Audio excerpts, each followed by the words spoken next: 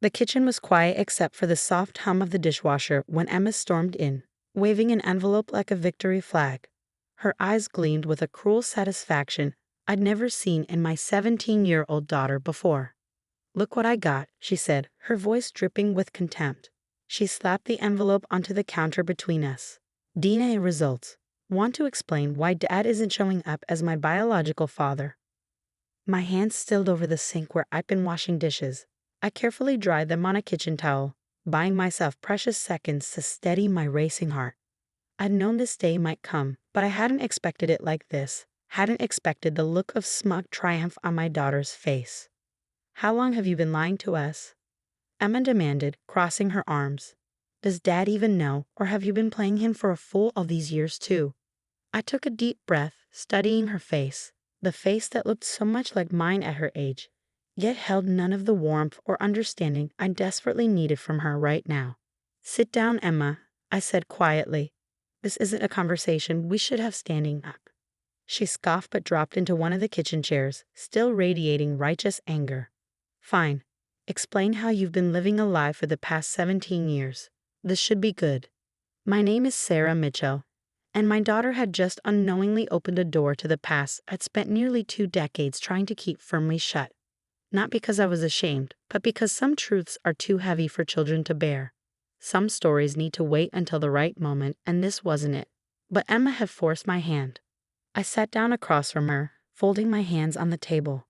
"First, I need you to understand something.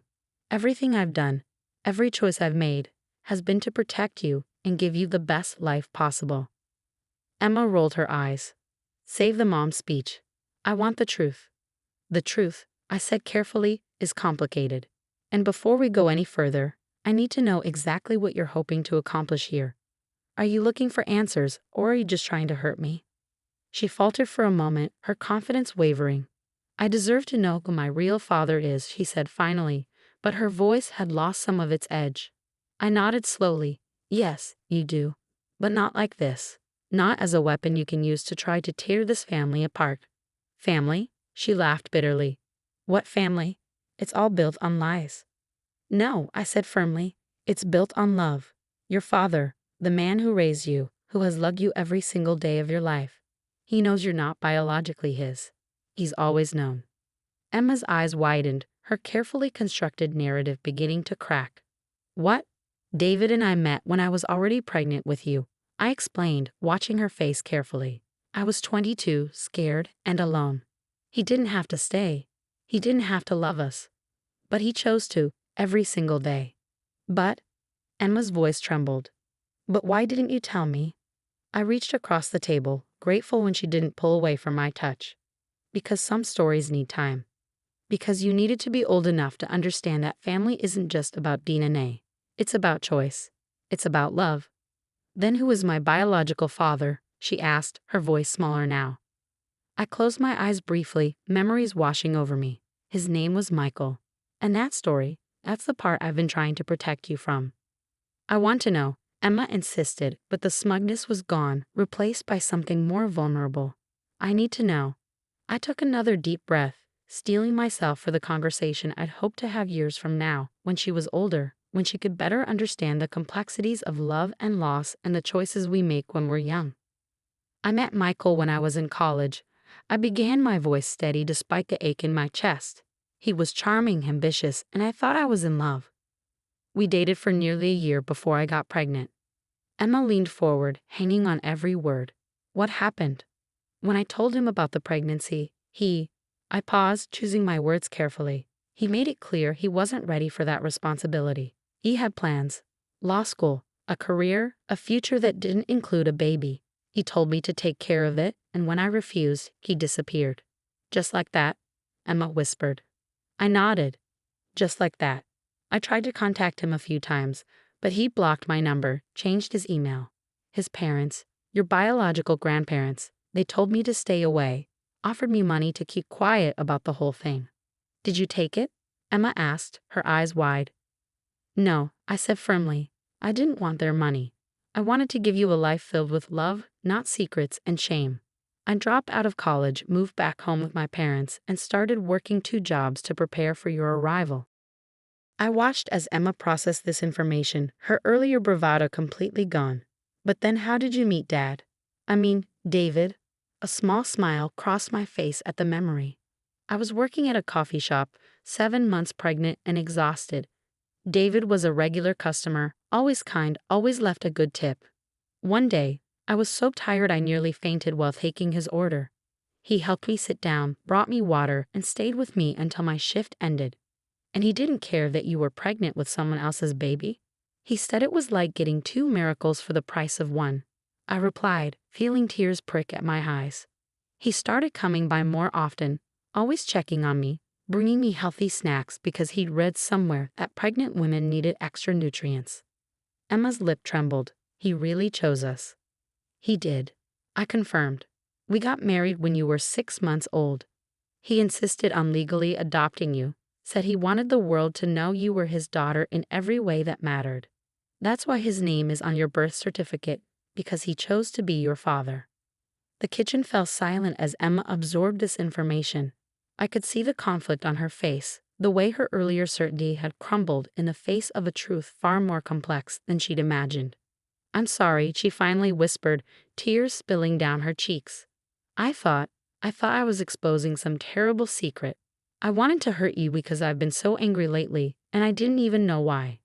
I moved around the table to pull her into my arms, feeling her body shake with sobs. You're 17, sweetheart. Being angry is part of growing up. But next time, talk to me. Ask me. Don't try to weaponize our history. She nodded against my shoulder. Is he going to be mad about the DNA test? No, I said softly, stroking her hair. He's always known this day would come eventually. We both did. We just hoped you'd come to us first, that we could tell you the story together, when you were ready to hear it. I want to hear it, Emma said, pulling back to wipe her eyes. All of it, and I want Dad here too. I smiled, reaching for my phone. I'll call him, but Emma? She looked up at me. Remember this feeling. Remember how different the truth was from what you imagined. Sometimes the stories we tell ourselves about other people's choices, they're not nearly as simple as we think. As I dialed David's number, I watched Emma sink back into her chair, the DNA results forgotten on the counter. She looked younger suddenly, more vulnerable, like the little girl who used to crawl into our bed during thunderstorms. David answered on the second ring. Hey, love. Everything okay? Emma took a DNA test, I said simply. It's time for that conversation we've been preparing for. There was a pause, then his warm, steady voice came through the line. I'll be home in 20 minutes. We'll do this together, like we've done everything else. I hung up and looked at Emma, who was watching me with red-rimmed eyes. He's on his way, I told her. Are you ready to hear the whole story? She nodded, and I could see the change in her. The way her earlier defiance had transformed into something softer, more open. Yeah, she said quietly. I think I am. David arrived exactly 20 minutes later, his footsteps echoing through the house as he entered. I watched Emma tense slightly at the sound, her earlier confidence completely dissolved. When he appeared in the kitchen doorway, still in his work clothes, his eyes immediately found Emma. Hey, sweetheart, he said softly, setting his briefcase down. Your mom filled me in. Emma's lip trembled. Dad, But before she could finish, David crossed the room and pulled her into a tight hug. It's okay, he murmured into her hair. We've been waiting for this day. I just wish you felt you could come to us first. I watched them embrace, my heart swelling with love for this man who had chosen us, who had never once made Emma feel like she was anything less than his whole world. When they finally pulled apart, David kept one arm around Emma's shoulders as he sat down beside her. So, he said, looking between us. Where should we start? Mom told me about meeting you, Emma said quietly, about how you chose us. David smiled, his eyes meeting mine across the table. Best decision I ever made. But there's more to the story, isn't there, Sarah? I nodded, knowing we had to tell her everything now. No more protecting her from the harder truths. Yes, Emma needs to know about what happened after, about Michael's attempts to come back. Emma's head snapped up. What? He tried to come back? When? I took a deep breath, feeling David's steady presence giving me strength. When you were 5 years old, Michael showed up at our door. He'd seen a photo of you at his parents' house. They'd been keeping tabs on us through mutual friends, though I didn't know it at the time. What did he want? Emma asked, her voice barely above a whisper. He said he'd made a mistake. I continued, the memory still sharp after all these years. He'd finished law school, started a successful career, gotten married. But something was missing. He said he couldn't stop thinking about the daughter he'd abandoned. David's jaw tightened slightly, but his voice remained calm. Tell her what you told him, Sarah. I reached across the table to take Emma's hand. I told him he'd lost the right to be your father the day he walked away. That being a parent isn't something you can decide to do only when it's convenient. Your dad, David, he'd been there for every moment, every skinned knee, every nightmare, every triumph. He was your father in every way that mattered. Did Michael fight you on it? Emma asked. He threatened to take us to court, David answered, his voice steady. Said he had resources now, could prove he was the biological father and demand partial custody. Emma's eyes widened. What did you do? We fought back, I said simply. We had years of documented abandonment, proof that he'd rejected any responsibility when I was pregnant. Plus, David had legally adopted you.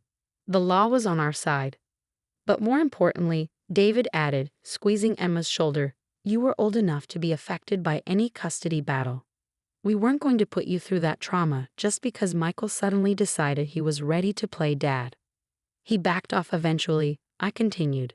I think he realized that pursuing it would only hurt everyone involved, especially you. But he did make one request. What was it? Emma asked. He asked that when you were old enough to understand, we tell you the truth. Tell you that he regretted his choices, that he'd grown up and realized what he'd thrown away. I paused, studying my daughter's face.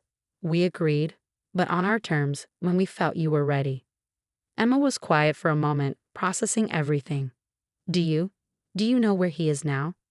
David and I exchanged a look. Yes, I said carefully. He's still in the area, actually. He has his own law firm downtown. 2 other children with his wife. My half-siblings, Emma whispered, testing the words. Biologically, yes, David said gently. But Emma, you need to understand something. Just because you share DNA with someone doesn't mean they have a right to be in your life. That's your choice to make, when and if you're ready. Emma looked up at him, tears in her eyes. But you'll always be my real dad, right? No matter what. David pulled her close again, his own eyes glistening. Always, sweetheart. Nothing could ever change that. I watched them together, remembering all the moments that had led us here. The day David had first held Emma, his eyes full of wonder. Her first steps, taken toward him with complete trust. The father-daughter dances, the bedtime stories, the countless small moments that had built their unshakable bond. I feel so stupid, Emma said finally, wiping her eyes. I thought I was going to expose this huge scandal, but instead you learned that family is more complicated and beautiful than just biology, I finished for her. That love is a choice we make every day. The DNA test, David added, it doesn't change who we are. It doesn't erase our history or diminish our love for you. If anything, it just confirms what I've always known, that choosing to be your father was the greatest gift of my life. Emma reached for the envelope still sitting on the counter, picking it up with trembling fingers. Can we throw this away? I don't need it anymore. I smiled, feeling tears perk at my eyes. Of course, sweetheart. We watched as she tore the envelope in half, then quarters, letting the pieces fall into the trash. As she did, I saw something shift in her expression, a kind of peace settling over her features. Mom, she said softly. Dad, I'm sorry. For trying to hurt you, for not trusting you enough to just ask. We understand, I assured her. Growing up means questioning things, trying to figure out who you are. But next time you have questions about your past, come to us first. We've never wanted to hide anything from you, we just wanted to protect you until you were ready for the whole truth. David nodded in agreement. And now that everything's out in the open, we can talk about what you want to do next. If you have questions about Michael, about your biological heritage, we'll help you find those answers when you're ready. Emma shook her head. I don't think I want to know right now. Maybe someday, but she looked between us, her expression softening. Right now, I just want to be here, with my real family. The three of us sat there in the kitchen as the evening light filtered through the windows, our family stronger for having weathered this storm together. Emma's DNA test, meant to be a weapon, had instead become a bridge to understanding. A reminder that the bonds that matter most aren't the ones we're born with, but the ones we choose to nurture and protect. Later that night, after Emma had gone to bed, David and I sat on the back porch, his arm around my shoulders as we looked up at the stars. "You okay?" he asked softly. I nodded, leaning into his warmth. "Better than okay. I think this needed to happen. Maybe not exactly the way it did, but Emma needed to know the truth. She's stronger than we give her credit for," David mused. "Just like her mother." I turned to look at him, this man who had stepped into our lives and chosen to make us his family. "Thank you," I whispered. "For everything. For loving us both so completely." He smiled, pulling me closer. "Thank you for letting me, for trusting me with your heart and with Emma's." Inside, we could hear Emma moving around in her room, probably getting ready for bed. The sound was so familiar, so precious, a reminder of all the ordinary moments that made up our extraordinary love story. "Do you think she'll want to meet him someday?" I asked quietly. "Michael?" David was quiet for a moment, considering. "Maybe, and if she does, we'll support her. But I think today showed her something important, that the truth isn't always what we expect it to be, and sometimes the family we choose is stronger than the family we're born into." I nodded, feeling a deep sense of peace settle over me. The secret I'd carried for so long wasn't a secret anymore. And somehow, that made everything clear. Our family wasn't perfect, but it was real. It was built on choice, on love, on the daily decision to be there for each other. Emma's DNA test, meant to break us apart, had only brought us closer together. It had shown her, and reminded us, that family isn't just about blood. It's about the people who stay, who choose to love us through every storm, who build a life with us one moment at a time. As David and I sat there under the stars, I thought about all the paths that had led us here. Every choice, every struggle, every moment of doubt and faith. And I knew with absolute certainty that we had created something beautiful. A family bound not by DNA, but by something far stronger. The power of unconditional love.